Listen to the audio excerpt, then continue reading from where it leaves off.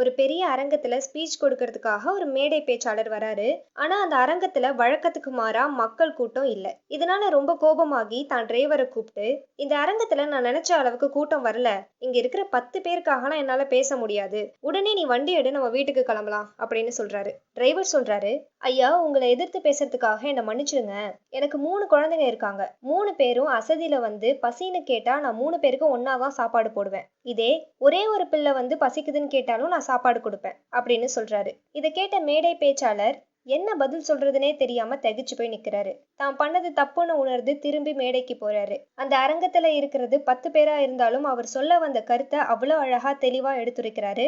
இவரோட இந்த மேடை பேச்சு மொத்தமும் மீடியால டெலிகாஸ்ட் ஆகுது. இதனால அவரோட பேரும் புகழும் எல்லா இடத்துக்கும் பரவ ஆரம்பிக்குது. இந்த மேடை பேச்சுனால அவருக்கு ஒரு அவார்டும் கிடைக்குது.